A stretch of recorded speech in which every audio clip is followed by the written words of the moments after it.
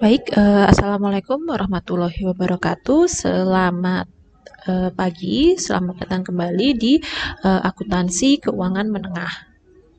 Pada video ini kita akan membahas tentang materi terkait dengan laporan arus kas. Video ini adalah video pertama terkait dengan materi ini, di mana pada video ini kita akan membahas tentang laporan arus kas secara umum dan detailnya.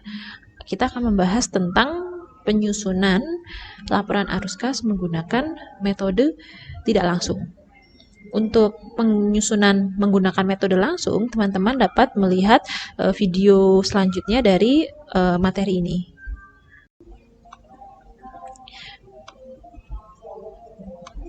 Oke, baik. Jadi laporan arus kas.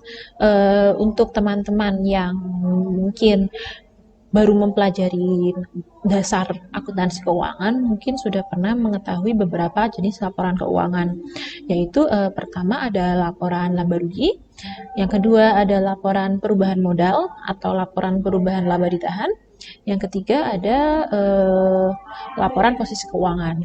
Nah, ada laporan keempat yang termasuk dari 4 laporan keuangan wajib yang harus dibuat perusahaan, yaitu laporan keempat itu adalah laporan arus kas.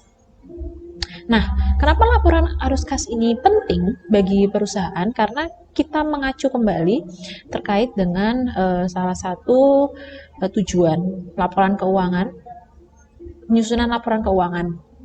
Tujuan dasar pelaporan keuangan yang ditunjukkan di slide ini yaitu salah satunya adalah laporan keuangan harus dapat membantu pembaca laporan itu untuk menilai jumlah, waktu, dan ketidakpastian arus kas perusahaan. Kas. Jadi ada satu akun yang secara khusus ada laporan khususnya ya. Jadi dari berbagai jenis akun yang ada di laporan keuangan, ada satu akun yang khusus punya satu laporan sendiri, yaitu laporan arus kas. Oke, jadi laporan arus kas ya. Apa sih tujuan dari laporan arus kas? Jadi singkat saja ya. Mohon maaf, slide-nya masih dalam bahasa Inggris. Jadi terkait dengan laporan arus kas itu tujuan utamanya adalah memberikan informasi kepada pembaca laporan keuangan tentang dari mana saja perusahaan memperoleh kas dan untuk apa saja perusahaan membayar kas pada satu periode. Jadi misalnya laporan arus kas untuk tahun 2020. Jadi pada tahun 2020 itu perusahaan menerima uang itu dari mana saja? Apakah dari pelanggan atau perusahaan itu dapat pinjaman dari bank? Nah, sumber-sumber penerimaan kas dan untuk apa saja? Misalnya kas itu digunakan. Misalnya perusahaan ada investasi kah yang dalam surat berharga? Atau perusahaan mungkin membangun pabrik baru, atau perusahaan membayar hutang. Nah, dengan adanya laporan arus kas, maka pembaca laporan keuangan dapat mengetahui pada satu periode itu apa saja kegiatan kas masuk dan kegiatan kas keluar perusahaan. Gitu. Sehingga berdasarkan informasi yang ada di laporan keuangan itu, pembaca laporan keuangan dapat mengetahui 3 poin ini ya, yaitu dari mana perusahaan memperoleh kas.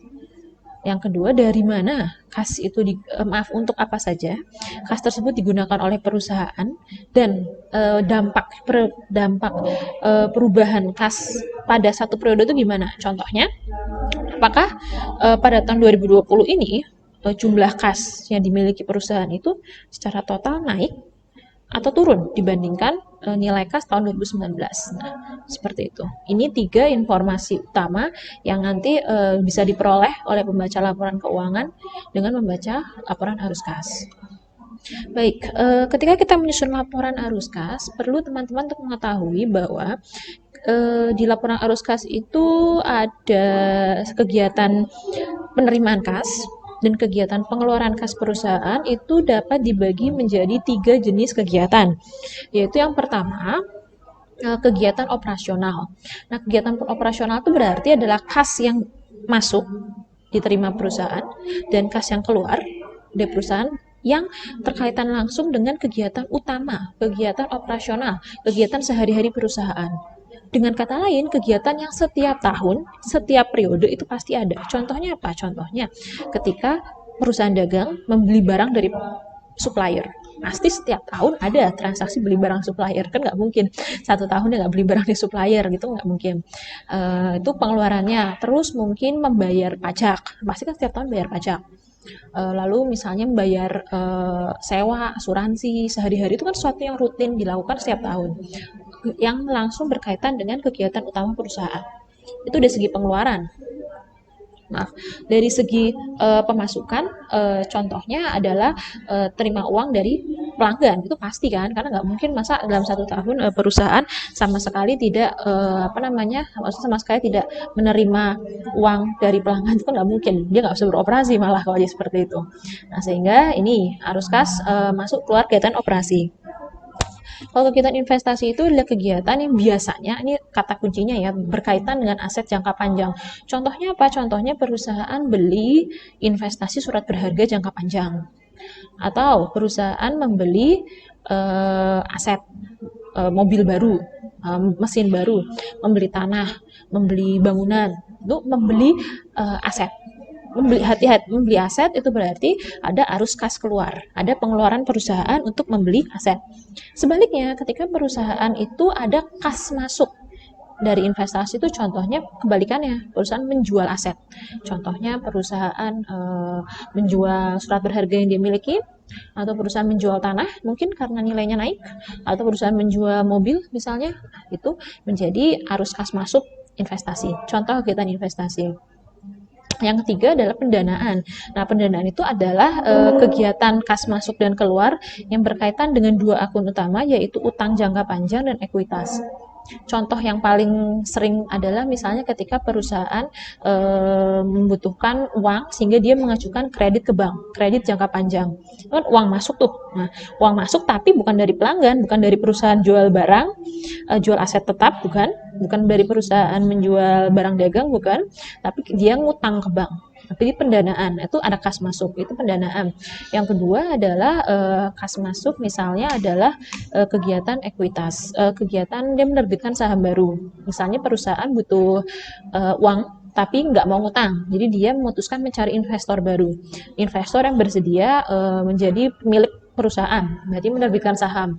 Ada uang masuk kan bagi perusahaan, nah itu masuknya pendanaan. Ini gampangnya gini, ya kata kuncinya adalah akun yang terkait ya, untuk membedakan tiga kegiatan ini. Nah, mengetahui perbedaan tiga kegiatan ini penting ya, karena dalam laporan arus kas itu nanti akan dipecah jadi 3 laporan seperti ini. Oke, jadi sekarang kita langsung saja membahas tentang bagaimana menyusun laporan arus kas. Jadi ketika kita akan menyusun laporan arus kas, itu ada 3 sumber informasi ya yang kita harus dapatkan. Jadi kalau nggak ada 3 sumber ini susah nih mau menyusun laporan arus kas. Yang pertama adalah laporan posisi keuangan komparatif. Nah, laporan posisi keuangan komparatif itu artinya adalah laporan posisi keuangan neraca untuk 2 tahun. Jadi misalnya kita mau menyusun laporan arus kas untuk tahun 2020. Jadi saya butuh laporan posisi keuangan untuk tahun 2020 dan tahun sebelumnya yaitu 2019. Seperti itu. Yang ini ya. Oke. Selanjutnya laporan laba rugi periode ini. Nah, jadi kalau laporan laba rugi cukup 1 tahun saja, 1 periode, di mana periode yang saya membuat laporan arus kasnya. Jadi kembali ke contoh tadi, saya mau membuat laporan arus kas untuk tahun 2020, maka saya butuh laporan laba rugi untuk periode 2020. Yang ketiga adalah informasi-informasi lain, yaitu terkait dengan misalnya perusahaan tahun ini beli berapa, apakah beli surat berharga, apakah jual aset, apakah menerbitkan saham baru. Nah, informasi tambahan yang melengkapi 2 informasi utama yang ada di sini. Oke, langsung saja kita lihat. Jadi, seperti yang saya sebutkan di awal video ya, jadi untuk menyusun laporan arus kas itu ada 2 metode ya, metode tidak langsung dan metode langsung. Nah, kedua metode ini, mau pakai metode manapun, itu akan menghasilkan angkaan nilai yang sama. Jadi sebenarnya itu nilainya sama, tapi yang berbeda itu detail penjelasan per item yang ada di laporan arus kas. Nah, jika kita berbicara dari segi informatif, memang saya akui laporan yang paling informatif itu adalah metode langsung, karena detail, lebih informatif lah. Ini lebih menarik untuk dibaca, lebih informatif bagi pembaca laporan keuangan. Pada dasarnya dua metode ini diizinkan untuk dibuat, tidak masalah. Nah, perbedaan dua metode ini juga hanya ketika menghitung kas untuk kegiatan operasi saja. Nah, ingat kembali ya, saya ulangi lagi, tadi kan ketika kita menyusun laporan arus kas, nanti laporan itu formatnya akan dibagi jadi 3 kegiatan ya, operasi, investasi, dan pendanaan. Nah, yang beda itu nanti penyusunannya untuk metode tidak langsung. Metode langsung itu bedanya hanya di operasi. Untuk investasi dan pendanaan sama persis, copy paste, plug jiplek antara laporan arus kas metode langsung maupun metode tidak langsung. Baik, oke, langsung saja ya. Jadi kita akan membahas laporan arus kas kita metode tidak langsung. Jadi kita membahas metode tidak langsung, yaitu mulai dari kegiatan operasi dulu. Setelah sudah nanti kita bahas investasi dan pendanaan. Baik, kegiatan pertama, ketika kita mau menyusun laporan arus kas untuk metode tidak langsung, starting point kita adalah kita harus tahu net income. Oke, jadi kita harus tahu pada tahun di mana kita membuat laporan arus kas, itu berapa laba bersih perusahaan.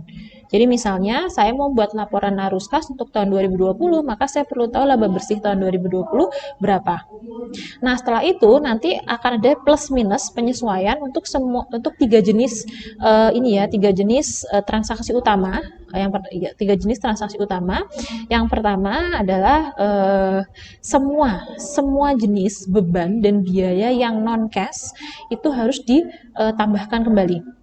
Jadi nanti baca laporan laba bersihnya, laporan laba bersih perusahaan itu apakah ada biaya-biaya yang non cash. Non cash itu apa, Bu? Nah, non cash itu adalah jenis-jenis beban atau biaya di mana kalau kita buat jurnal itu teman-teman, debitnya beban atau biaya, kreditnya bukan kas. Bu, kalau kreditnya utang gimana? Kalau utang tuh ujung-ujungnya kan dibayar toh. Jadi sebenarnya kalau kreditnya utang nggak masalah. Karena kreditnya utang tuh ujung-ujungnya akan menjadi kredit kas juga. Cuman nggak saat itu juga. Yang saya maksud non kas itu adalah biaya-biaya di mana kreditnya tuh nggak pernah kas atau utang. Contohnya apa? Depresiasi. Nah, depresiasi itu kan debitnya beban atau biaya depresiasi, kreditnya kan akumulasi depresiasi. Sama amortisasi. Kreditnya kan akumulasi amortisasi. Nah, itu jadi non cash itu adalah contohnya depresiasi. Yang kedua, ini nanti saya pakai contoh aja, agak pusing kalau nggak contohnya, deduct gain and add loss. Jadi kalau kita jual aset itu ada untung atau ruginya, itu nanti harus dikeluarkan. Nah, yang ketiga, analyze change. Analyze change itu berarti kita perhatikan current asset dan current liability. Jadi semua perubahan di current asset dan current liability itu harus dimasukkan di penyesuaian. Nah, kalau pakai teori itu pusing, saya langsung pakai contoh saja ya. Oke. Langsung pakai contoh saja. Perhatikan contoh berikut. Pada 1 Januari 2011, di sini Telemarketing Inc. perusahaan menerbitkan 50.000 lembar saham, memperoleh 50.000 kas. Perusahaan menyewa kantor, peralatan, atau lokasi dan memberikan jasa pemasaran selama 1 tahun pertama. Pada Juni 2011, perusahaan membeli tanah senilai 15.000. Nah, berikut laporan posisi keuangan komparatif perusahaan pada awal dan akhir tahun 2011. Oke, jadi ingat ya, seperti yang saya sebutkan, ketika kita mau menyusun laporan arus kas, kita membutuhkan informasi yang paling awal banget adalah kita butuh 2 laporan keuangan, yaitu laporan posisi keuangan akhir dan awal. Jadi kalau tahun 2011 berarti kita butuh akhir 2011 dan akhir 2010 atau awal 2011, sama saja ya. Nah, jadi kita butuh 2. Nah, ini ada 2 laporan keuangannya, yaitu 31 Desember 2011 dan 1 Januari 2011. Bu, ini kok 0 semua? Ya, anak baca lagi di soal ya. Ini perusahaannya baru berdiri, jadi memang makanya 1 Januari dia masih 0 semua gitu. Oke, selanjutnya kita butuh yang 2, kita butuh laporan laba rugi ya. Laporan laba rugi untuk tahun 2011 ini. Maka di sini ada laporan laba rugi tahun 2011. Oke, sudah dapat ya. Nah, kalau sudah, langkah selanjutnya teman-teman pelototin ini ini apa perubahan-perubahan yang ada di sini. Untuk semua, semua aset itu coba dilihat identifikasi ini, increase dan decrease. Jadi bandingkan 1 Januari 2011 ke 31 Desember 2011 itu nilainya naik atau turun. Tulis naik.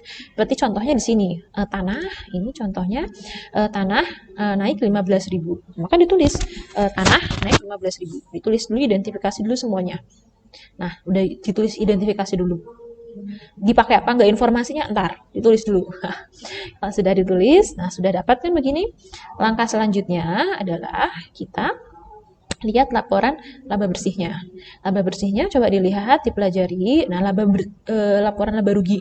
Laba bersihnya berapa? Nah, laba bersihnya di sini ada 39.000. Nah, 39.000 ini yang akan kita gunakan ya basis untuk pertama untuk menyusun laporan arus kas yang bagian operasi.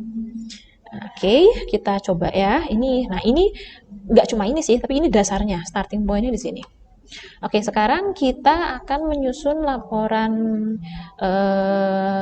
arus kas untuk yang bagian operasi ya. Kita bagian operasi, coba dilihat di sini.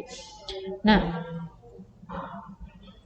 perhatikan contoh yang ada di sini. Nah, per contoh yang ada di sini laba bersihnya kan adalah 39.000 ya. Kita sudah ngambil ada laba bersih 39.000. Nah, di sini laba bersih ada 39.000. Nah, selanjutnya apa? Tadi rumusnya apa? Rumusnya kalau kita lihat itu kan kalau ada biaya non kas ditambahkan. Nah, biaya non kas itu lihatnya dari mana? Lihat laporan laba bersih. Laba rugi. Ada nggak biaya non kas? Apa aja biaya non kas, Bu? Depresiasi. Itu paling sering gitu, depresiasi itu kita tambahkan kembali. Bu, di sini nggak ada depresiasi. Tapi ya nggak ada. Tapi hati-hati, ini ada operating expense. Di sini tuh biasanya depresiasi masuk sini nih, jadi satu gelondong di operating expense. Jadi gimana Bu caranya? Coba cari ada informasi tambahan atau enggak. Di soal dibaca ada nggak sebut-sebut depresiasi itu masuk gelondongan di 120.000 ini. Nah, kalau nggak ada ya berarti nggak ada depresiasi. Bu, kalau nggak ada gimana? Di skip, nggak usah ditambah berarti. Tapi kalau ada berarti harus ditambah. Nah, kita lihat di contoh soal ini, kita lihat bahwa ada informasi tambahan, yaitu ada biaya depresiasi sebesar 9.000.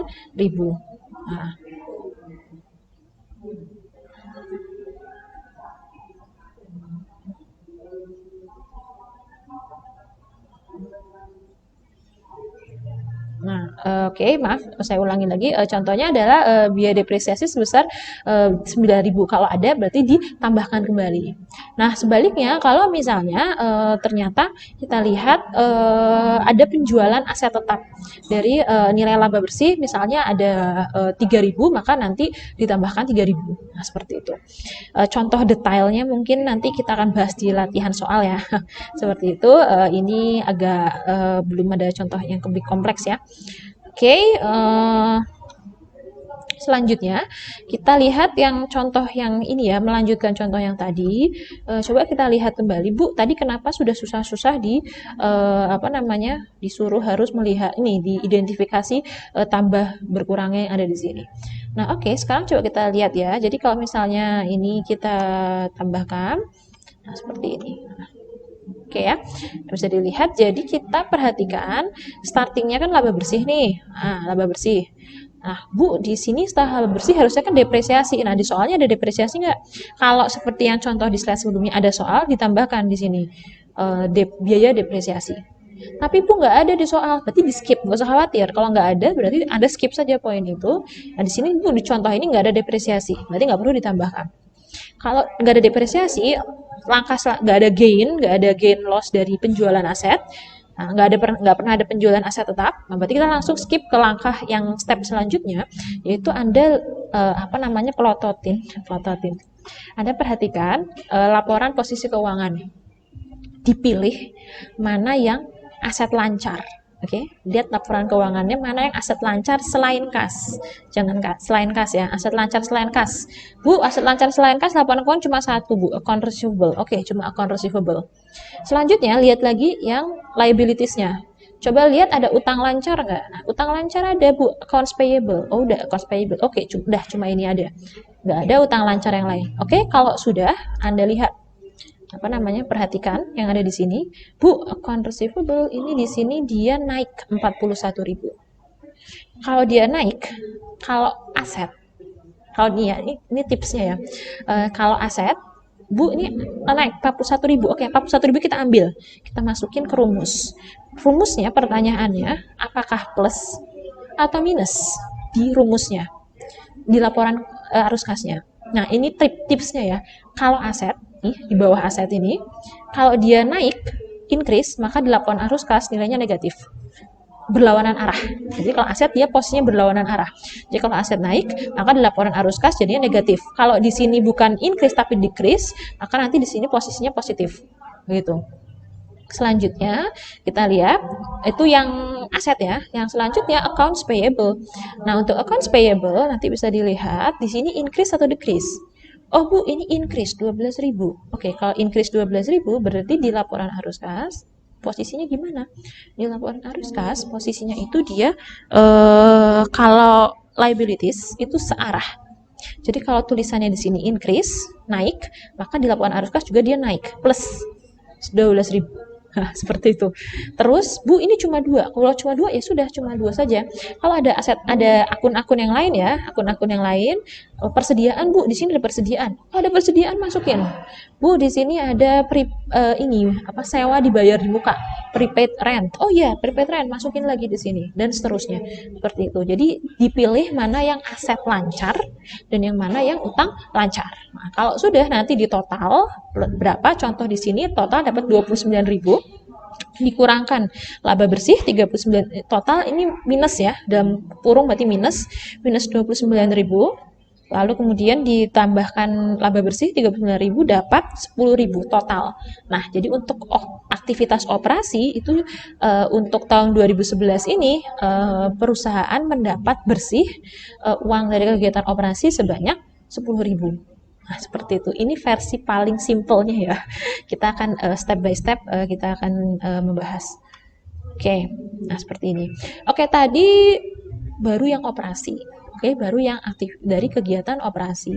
Nah, tadi di awal video saya sudah menyebutkan bahwa untuk laporan arus kas itu ada 3 ya. Kegiatan operasi, kegiatan investasi, dan kegiatan pendanaan. Nah, kalau sudah operasi, langkah selanjutnya apa? Nah, langkah selanjutnya yang investasi. Nah, investasi ya yang ini. Nah, sekarang untuk investasi, tipsnya, kalau yang operasi tadi kan Anda lihatin laporan posisi keuangannya ya, posisi keuangannya yang lancar. Nah, kalau yang investasi, Anda lihatnya aset tidak lancarnya. Oke, lihat aset tidak lancarnya, ada nggak di sini ada tanah, bangunan, equipment, mesin, yang gitu-gitu dilihatin. Bu, ada 1 di sini, tanah. Oke, tanah. Coba dilihat di situ, di tanah, angkanya berubah nggak? Nah, kalau berubah, oh Bu ada berubah. Nah, coba dilihat, ada informasi tambahan nggak? Kalau nggak ada informasi tambahan, nah berarti kita Bu nggak ada informasi tambahan, cuma bertambah aja. Oke, kalau cuma bertambah aja lebih gampang. Kalau cuma bertambah aja begini, berarti apa Bu? Artinya pada tahun 2011 perusahaan membeli tanah sebesar berapa? Ini nih, sebesar 15.000. Increase 15.000. Jadi gimana? Jadi di investing activities perusahaan itu kan membeli tanahnya nambah. Tapi ini hati-hati, ini laporan arus kas. Jadi kalau beli tanah, logikanya kasnya bertambah atau berkurang? Kasnya berkurang ya. Nah, jadi membeli tanah, perhatikan di sini, membeli tanah. Nah, ada tanahnya berkurang. Kasnya berkurang sebesar minus 15.000. Oke, selanjutnya apa? Selanjutnya ada lagi nggak kira-kira di sini aset tetap atau aset jangka panjang ya? Nggak ada ya. Nah, kalau nggak ada berarti sudah cukup itu aja. Cuma pembelian tanah sebesar 15.000. Bu, kalau ini bukan bertambah tapi berkurang. Nah, berkurang itu berarti ada penjualan. Nah, penjualannya gimana? Nah, kalau penjualan coba dibaca informasi tambahannya seperti apa. Nah, ke informasi tambahan nanti kita ada contoh ya, contoh dan ada tugas yang seperti itu. Nanti kita akan bahas lebih lanjut, agak kompleks harus pakai contoh soalnya. Oke, yang penting konsep dasarnya tahu dulu seperti itu.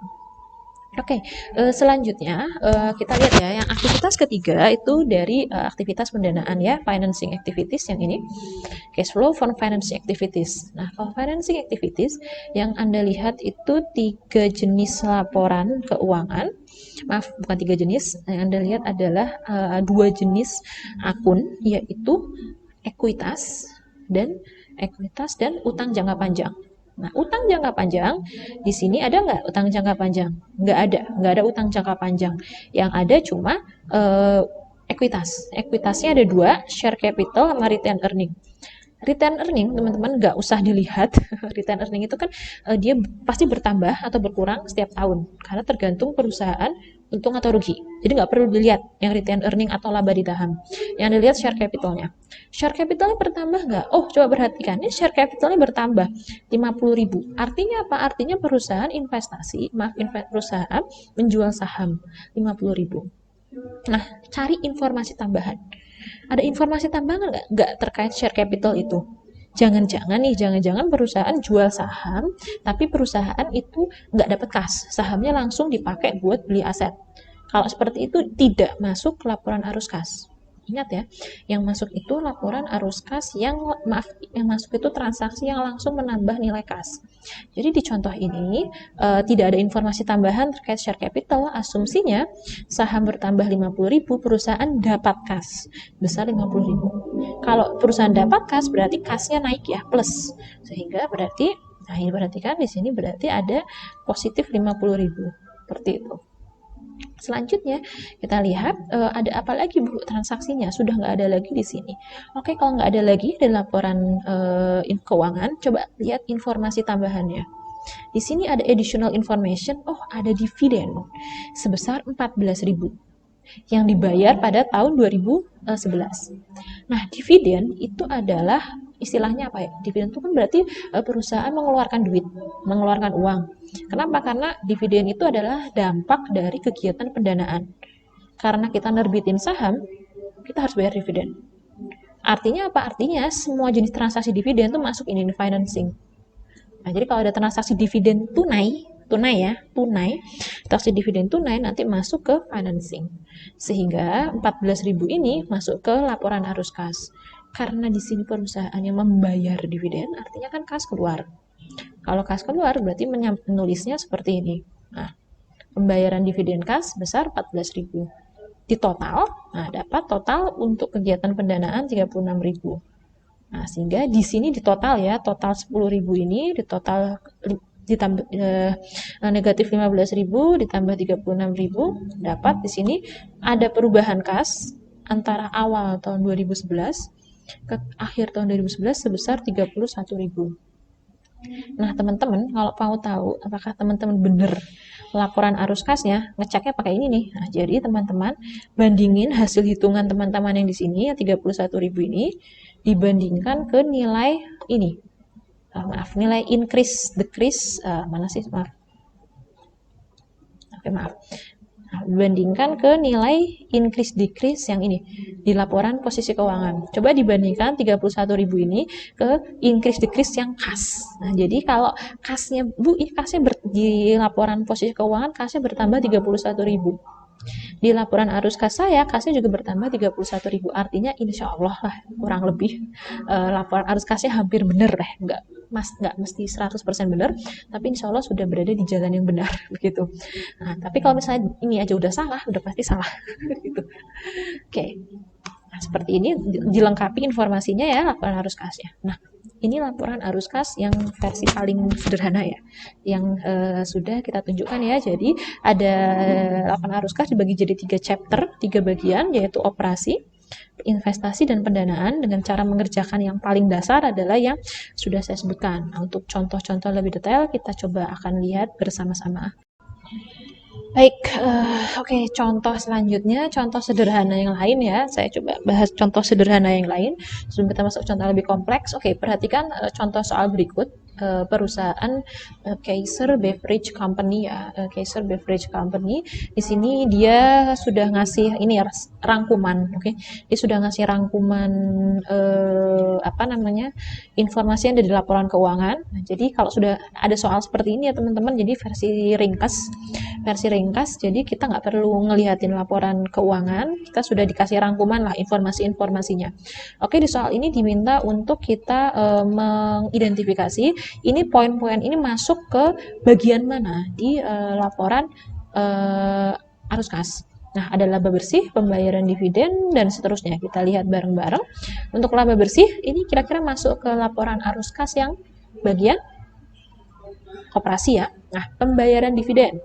Jadi perusahaan bayar dividen itu nilainya negatif ya. Negatif di bagian yang mana tuh? Dari 3 laporan arus kas. Yang pendanaan, financing itu pendanaan ya. Financing pendanaan. Selanjutnya kenaikan piutang usaha dan kenaikan utang usaha. Piutang usaha dan utang usaha itu kan berarti aset jangka pendek dan utang jangka pendek, berarti masuknya sama-sama di operating ya. Ingat, aset jangka pendek, utang jangka pendek itu masuknya operating. Selanjutnya pembelian peralatan. Peralatan itu aset jangka panjang, berarti masuknya ke investing, investasi. Nah, biaya depresiasi. Biaya depresiasi, biaya depresiasi itu non cash expense, yaitu biaya non cash. Biaya kalau kita buat di jurnal itu kreditnya bukan utang, kreditnya bukan cash, sehingga dia masuk ke operating ya, operasi. Yang terakhir penerbitan utang wesel. Penerbitan utang wesel 20.000 ini maksudnya, ingat, artinya perusahaan ngutang baru, ngutang lagi. Berapa tuh berarti? Kalau perusahaan ngutang lagi berarti kan utang jangka panjang. Ingat ya, kalau ekuitas dan utang jangka panjang masuknya ke financing atau pendanaan. Nah, oke, kita sudah dapat 3 ini. Nah, ini Anda harus pelan-pelan nanti hafal ya, kira-kira masuk ke posisi mana saja di laporan arus kas. Kalau sudah, sekarang kita coba susun versi simple dari laporan arus kas dari soal ini. Oke, ini versi simpelnya ya, versi simpelnya yang pertama laba bersih. Oke, laba bersih. Terus di sini saya skip yang ini ya, skip yang ke depreciation expense. Nah, perhatikan ya, depreciation. Ibu di contoh sebelumnya kan nggak ada tuh biaya depresiasi. Nah, di contoh ini langsung sudah dikasih tahu, oh ada biaya depresiasi 4.000, langsung plus 4.000. Kalau biaya non kas tuh langsung penyesuaiannya nanti langsung ditambahkan di laporan arus kas sebanyak nilainya berapa biaya depresiasinya. Nah, setelah biaya depresiasi tadi yang operating mana saja? Operating ada laba bersih sudah ya, terus biaya depresiasi sudah. Oh, ini ada kenaikan piutang usaha dan kenaikan utang usaha. Pertama, kenaikan piutang usaha. Piutang usaha naik 10.000. Ingat, piutang itu aset. Kalau di yang operasi, operating activity, kalau aset itu arahnya kebalikan ya. Kalau asetnya naik, berarti utangnya turun. Sehingga di sini perhatikan aset posisinya adalah negatif 10.000. Yang account payable, nah account payable tadi kan naik 7.000. Kalau utang lancar, arah itu searah. Jadi kalau dia naik, maka di laporan arus kas nanti posisinya plus. Kalau aset lancar itu kebalikan. Jadi kalau asetnya di laporan keuangan naik, maka di laporan arus kas dia posisinya minus. Nah, seperti itu. Bu, kenapa seperti itu? Oke, kalau ada yang mau bertanya itu nanti kita coba ditanyakan di kelas kalau ada yang penasaran. Kalau itu penjelasannya agak panjang kalau kita menjelaskan kenapa ada situasi seperti itu. Oke, kalau sudah, Bu ada lagi nggak yang operating? Oh, kalau nggak ada operating ya sudah ditambah, selesai saja. Langsung ditotal semuanya, dapatkan di sini plus 41.000. Oke, selanjutnya, lanjut di sini investing cuma ada satu ya, itu pembelian peralatan. Nah, karena ini membeli peralatan, berarti kan kas keluar ya, karena membeli peralatan kan pakai uang kas keluar, berarti di sini posisinya negatif 8.000. Baik, selanjutnya financing activities. Financing activities itu bisa dilihat di sini ada 2 ya, ada pembayaran dividen dan ada penerbitan utang wesel. Membayar dividen berarti kan kas keluar. Kalau kas keluar berarti kan nilainya negatif di laporan arus kas. Nah, penerbitan utang wesel logikanya kita ngutang. Kalau kita ngutang berarti kas kita nambah apa berkurang? Kas kita bertambah, sehingga di sini di sini menjadi dividen. Ketika pembayaran dividen adalah minus 5.000, ketika penerbitan utang wesel di sini adalah plus 20.000. Nah, di total semuanya ini cash from financing-nya ada 15.000. Di total 41.000 dikurangi 8.000 ditambah 15.000 kita dapat kenaikan kas sebesar 48.000. Ini kalau ada laporan keuangannya dicek. Yang kas ini 48.000 apakah perubahan kas dari akhir tahun kebandingan ke awal tahun tuh 48.000 atau enggak. Kalau sudah benar, ya insya Allah sudah berada di jalan yang benar lah sebagian. Tapi kalau salah, ya sudah pasti ada yang salah, harus dilihat lagi ya laporan arus kasnya. Gitu. Baik, ini langsung saja Oke, kegiatan non kas signifikan ini saya akan bahas lebih lanjut di kelas atau di video lain nanti. Nah, ini contoh ini ya, contoh laporan arus kas yang agak rumit alias banyak item-itemnya. Contoh-contoh ini mungkin bisa diperhatikan ya. Financing ini ada beberapa, terus investing ada beberapa item, terus juga untuk operasi ada beberapa item ya. Nanti di latihan soal kita di tugas nanti ada yang kita lebih kompleks seperti ini. Nah ini ya, jadi kenapa laporan arus kas itu menjadi penting bagi perusahaan? Karena tentunya investor ingin tahu apakah perusahaan itu bisa memanage kas dengan baik. Contohnya apa? Contohnya di situ perusahaan kondisi di laporan keuangan, oh kasnya bagus, perusahaan kasnya stabil. Ternyata setelah dicek laporan arus kasnya, ternyata dia tuh kasnya stabil karena banyak ngutang.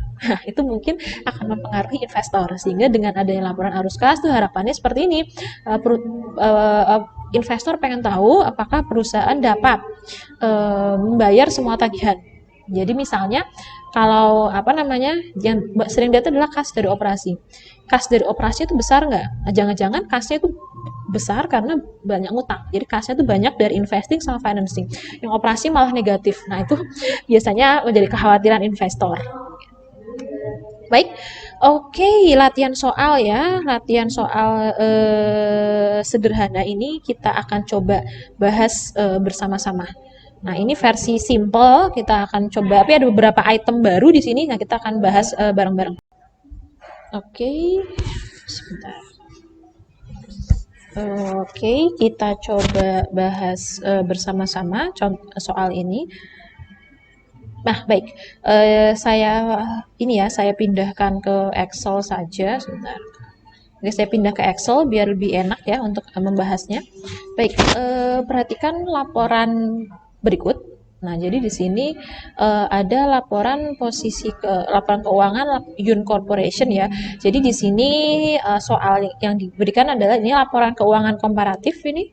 Kita sudah ada laporan keuangan komparatifnya. Lalu di sini Bu laporan laba bersihnya nggak ada. Oke, nggak ada laporan laba bersih ya. Tapi coba dilihat ada informasi laba bersih nggak? Oh ada, sudah ada informasi laba bersih yang ada di sini. 160.000. Oke, jadi asumsinya mungkin kita tidak ada biaya non kas ya. Tidak ada informasi biaya non kas di sini.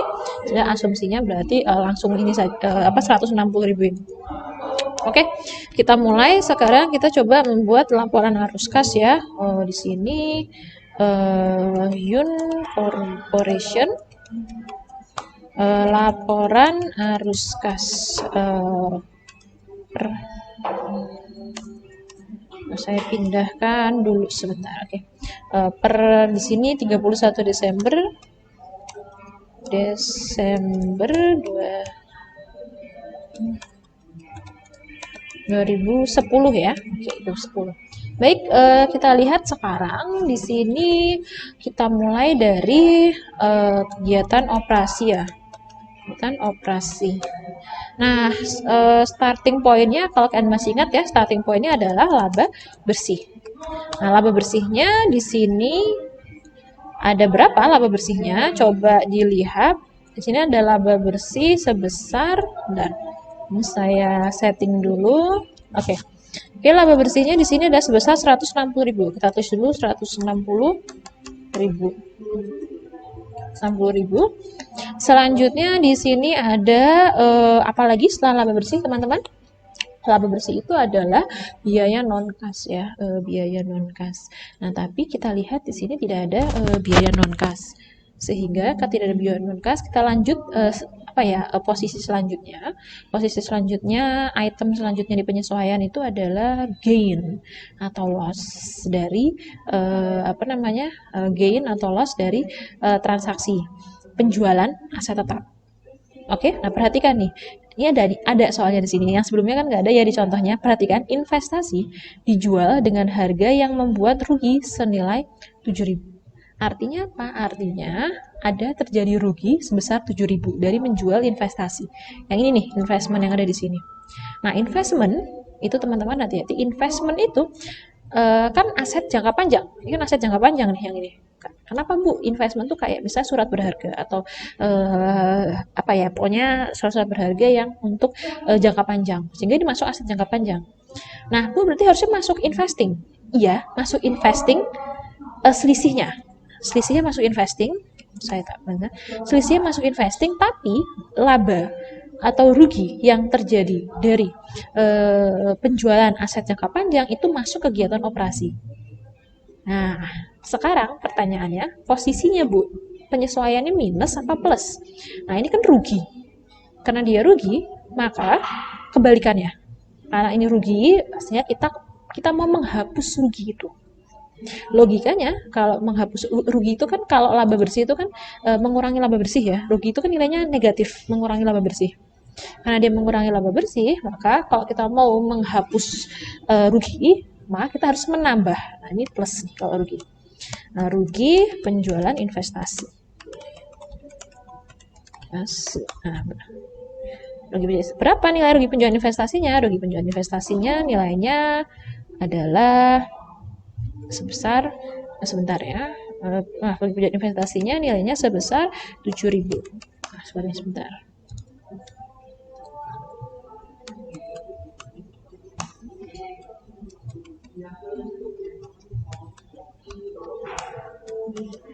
Oke, seperti itu di penjualan investasi. Baik, selanjutnya mana lagi ya yang masuk laporan arus kas? Nah, selanjutnya kita coba ya, kita analisis perubahannya, plus minusnya. Ups, maaf. Saya simbol begini. Salah. Maaf, lupa. Oke. Oke, kita analisis dulu plus minusnya, mungkin untuk membantu ya, untuk membantu kita dalam menyesuaikan semuanya. Kita plus minus saja semuanya. Saya. Nah, plus minus ini 2010 kurang 2009. Nah, ini semuanya saya hitung selisihnya. Nanti apakah dipakai atau enggak, ntar pokoknya dihitung dulu selisihnya. Nah, di sini saya menemukan sesuatu yang menarik, teman-teman. Ini jujur saya juga miss tadi ketika saya menjelaskan kepada Anda. Nah, perhatikan teman-teman yang ada di sini, akumulasi depresiasi ya, akumulasi depresiasi. Nah, di sini akumulasi depresiasinya naik. Hati-hati, ini untuk akumulasi depresiasi agak beda ya. Akumulasi depresiasi itu kan nilainya negatif. Sehingga kalau dia dari negatif 89.000 ke negatif 106.000, berarti kan dia bertambah ya. Ini berarti naik besar 17.000. Oke, hati-hati, akumulasi depresiasi naik sebesar 17.000 ini menunjukkan artinya apa? Artinya ada biaya depresiasi, teman-teman. Jadi ini hati-hati, ini sering terjadi di soal laporan arus kas. Tersembunyi, di sini nggak ada Bu biaya depresiasi, nggak ada laporan laba ruginya Bu. Cuma ada laba bersih 160.000. Tapi ternyata setelah Anda analisis seperti ini, oh ternyata akumulasi depresiasinya naik dari 89.000 ke 106.000. Artinya apa? Artinya teman-teman ada di sini ada berarti di sini ada biaya depresiasi di sini. Biaya depresiasi saya juga tadi miss loh, atau saya jelasin teman-teman. Oke, jadi di sini ada biaya depresiasi. Nah, biaya depresiasi selalu plus ya posisinya, teman-teman. Karena kita mau mengeluarkan biaya depresiasi, mau menghapus biaya depresiasi dari laba bersih. Jadi kita plus biaya depresiasi sebesar berapa? Nah, sebesar ini nilainya 17.000 sini. Nah, seperti itu. Oke, seperti ini. Oke, maaf teman-teman, ini kok saya minus ya 7.000, maaf saya ngelindur, ini harusnya plus 7.000. Nah, seperti ini. Baik, selanjutnya kita pelajari lebih lanjut.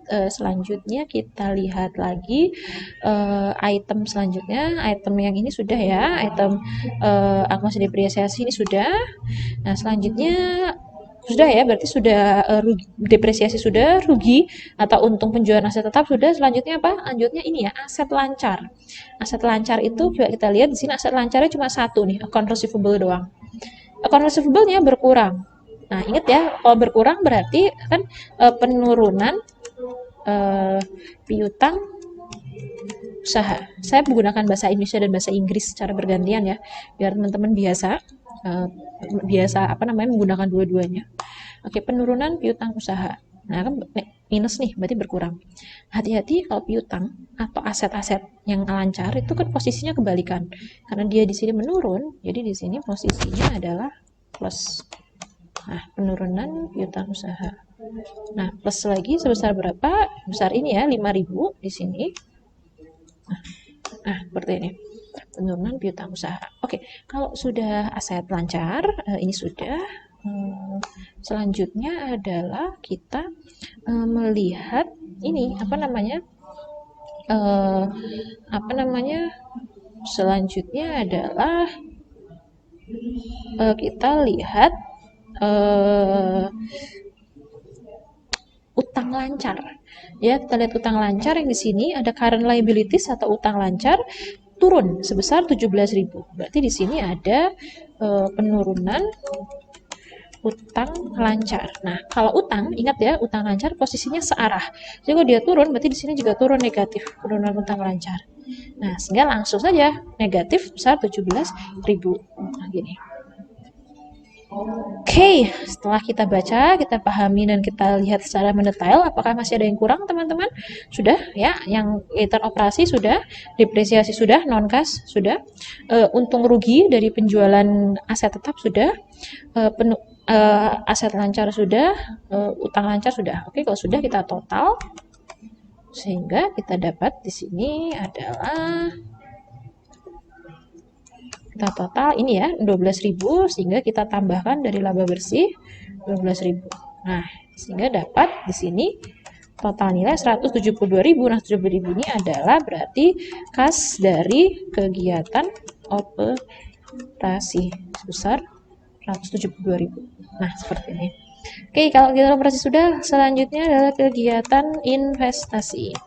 Oke, nah kegiatan investasi kita lihat apa? Lihatnya adalah aset jangka panjang, aset tetap, aset jangka panjang. Nah, di sini aset jangka panjangnya teman-teman perhatikan hanya ada satu, yaitu ada dua, ada 58.000 dan ada 22.000 yang ini, equipment dan investment. Kita mulai dari peralatan. Nah, peralatan ini bertambah 58.000. Oh, kalau bertambah berarti logikanya beli peralatan baru kan? Nah, Bu, kita tuh ini 58.000 ini beneran beli semua, jangan-jangan ada yang dijual, ada jual peralatan kita nggak tahu. Nah, perhatikan ada informasi nih, tidak ada peralatan yang dijual, berarti murni perubahan ini semuanya pembelian peralatan. Jadi di sini ada pembelian peralatan. Nah, pembelian peralatan. Nah, pembelian peralatan, saya tanya, pembelian peralatan itu nilainya kira-kira kalau dilakukan arus kas minus atau plus? Nah ya, pembelian peralatan itu kan kasnya keluar, beli alat berarti kasnya keluar. Kalau kasnya keluar berarti ini minus ya. Karena berarti kas minus, kas keluar, pembelian peralatan. Sehingga di sini negatif sebesar pembelian ini, yaitu sebesar 58.000 ini. Nah, peralatan sudah ya. Peralatan sudah. Selanjutnya kita lihat investment. Investment ini menjual sebesar 20 menjual 22.000 berarti berkurang ya 22.000. Nilai investmentnya berkurang 22.000. Nah, tapi teman-teman di sini teman-teman harus hati-hati. Bu, berarti ini berkurang 22.000, kita menjual peralat investment senilai 22.000. Kalau menjual investment berarti kan logikanya kita dapat kas masuk ya, dapat kas masuk, dapat uang. Nah, hati-hati, uang yang kita dapat itu belum tentu 22.000, beda dengan beli. Kalau kita beli ini 58.000, ini semuanya pembelian, itu sudah hampir 99,9%. Uang yang kita berikan itu juga 58.000, kecuali ada informasi lain. Nah, tapi kalau kita menjual peralatan, hati-hati, yang 22.000 berkurang itu adalah nilai peralatan yang dijual. Belum tentu uang yang kita terima itu 22.000, teman-teman. Oke ya, kebayang ya. Oke, belum tentu uang yang diterima itu juga 22.000. Sehingga artinya apa? Artinya kita harus tahu nih, ini dulu jual berapa harga jualnya. Oke, begitu ya. Kita harus lihat ini jualnya berapa harga ini. Berapa harga? Perhatikan, di sini investasi dijual dengan harga yang membuat rugi 7.000. Jadi ada peralatan nilainya itu dulu 22.000. Kita jual, gara-gara kita jual dengan harga X, kita jadi rugi 7.000. Logikanya, jualnya berapa kira-kira? Berarti dulu kita beli barang, dulu kita beli itu barangnya 22.000 nilainya. Kita jual dengan harga XX. harga XX itu membuat kita rugi 7.000. Berarti 22.000 dikurangi 7.000 kan, itu 15.000. Nah, berarti di sini kita menjual investasi sebesar berapa?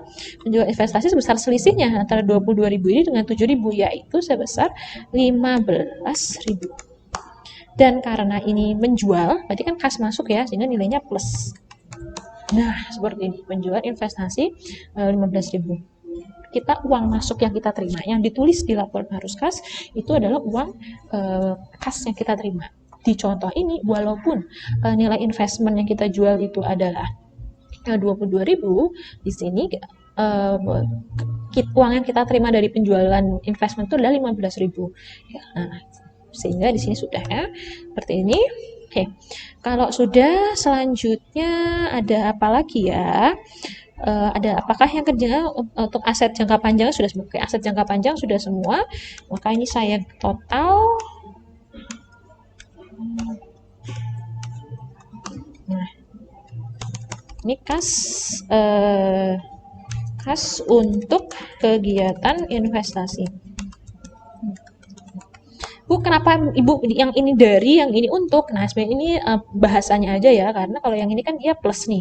Artinya perusahaan banyak mendapat uang tunai dari kita operasi, sehingga kas diperoleh dari kegiatan operasi. Yang ini kan minus nih, berarti perusahaan lebih banyak investasinya, sehingga di sini saya nulisnya kas untuk kegiatan investasi. Gitu. Tapi sebenarnya nggak signifikan banget sih, kas kegiatan investasi juga boleh, nggak masalah. Oke, selanjutnya yang terakhir adalah kegiatan pendanaan yang ada di sini. Oke, kegiatan pendanaan itu berarti kita seperti yang saya bilang, pendanaan itu pertama Anda lihat ekuitas. Ekuitas lihat dulu kecuali return earning ya. Return earning nggak perlu dilihat, tambah ditahan nggak perlu dilihat. Nah, kita lihat modal saham. Modal sahamnya 0, tidak ada perubahan. Oh, berarti nggak ada transaksi terkait dengan modal saham. Oke, aman. Nah, selanjutnya kita lihat informasi tambahannya. Ada dividen kas senilai 50.000. Artinya apa? Artinya ada pembayaran dividen. Nah, sini. Nah, pembayaran dividen. Nah, pembayaran dividen itu perusahaan membayar, berarti kan uangnya keluar ya. Karena uang keluar, berarti kan di sini minus pembayaran dividen. Sehingga di sini minus sebesar 50.000. Nah, sehingga kita total di sini cuma satu ya, nggak ada lagi yang lain untuk dividen. Ini juga kas untuk kegiatan pendanaan seperti ini. Nah, sekarang kita total yang ada di sini.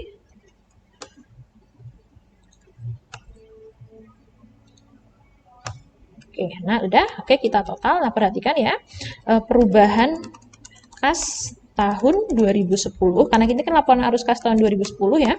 Perhatikan 79.000 yang ada di sini teman-teman. Nah, ini harus sama dengan yang plus minus. Nah, perhatikan cara ngeceknya ya. Nah, plus minus yang ada di laporan ini perubahan kas di laporan posisi keuangan. Nah, jadi kalau sudah sama, ini saya hitung perubahannya sudah 79.000 Bu. Anda bandingkan dengan yang di sini perubahan kasnya juga 79.000, maka kemungkinan besar sudah berada di jalan yang benar. Kalaupun yang ada yang salah, mungkin hanya salah posisinya saja atau salah nama akun. Tapi semua transaksinya sudah masuk laporan arus kas. Jadi insya Allah 80-90% sudah berada di jalan yang benar. Tapi kalau di sini aja udah salah, berarti ada yang salah laporan arus kasnya. Dilihat lagi. Oke, saya selesaikan ya. Setelah perubahan kas di sini, tulis dulu saldo kas akhir tahun 2009. Nah, sini akhir tahun 2009 di sini adalah 78.000. Nah, sehingga di total